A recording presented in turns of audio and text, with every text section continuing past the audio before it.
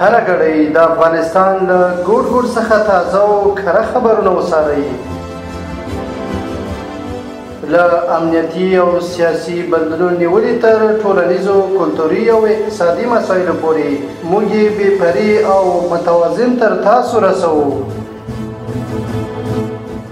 هره ګړۍ له کندوز راډیو څخه.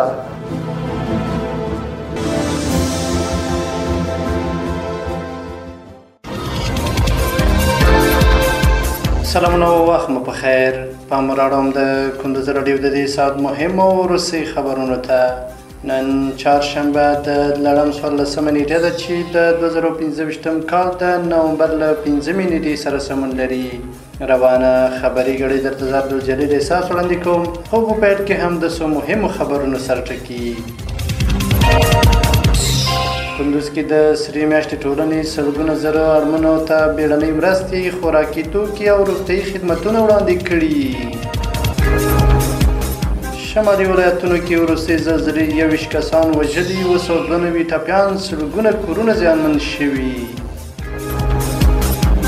له کندهار څخه په لومړي ځل 50 ټنه وطني مڼې روسیې ته صادر شوي.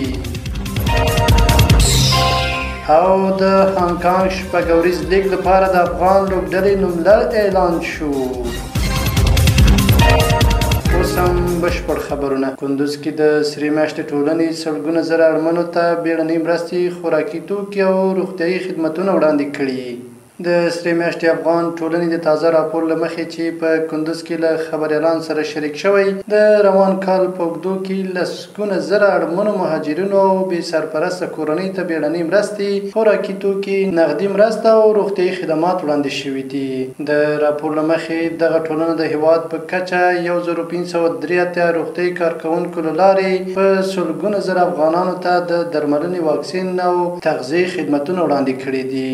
د سرې میاشتې افغان ټولنه وايي د مرستو دا لړۍ به د اړمنو کورنیو د ملاتړ او ټولنیز ثبات د پیاوړتیا لپاره دوام ولري.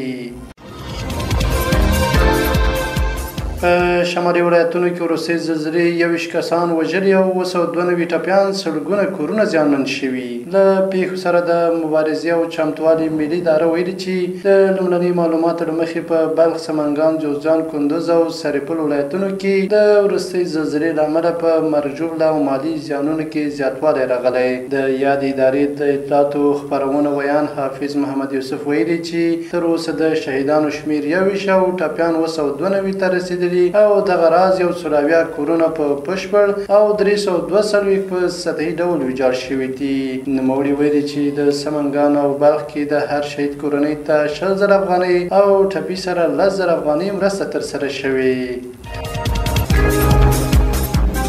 له کندهار څخه په لومړي ځل 50 ټنه وطني مڼې روسیې ته صادر شوي. د کندهار ولایت د کرنې اوبو لګولو او مالدارۍ ریاست مسؤلین وایي چې په لومړي ځل نن له دغه ولایت څخه روسیې ته د مڼو صادرات پیل شوي. د کندهار د کرنې ریاست ویان محمد حنیف اقمل ویلي 50 ټنه وطني مڼې له معیاري بسته‌بندۍ وروسته د کنډافورډ په نوم د یوې خصوصي کمپنۍ په مرسته د هرات د تورغونډۍ له لارې روسیې ته صادر شوي.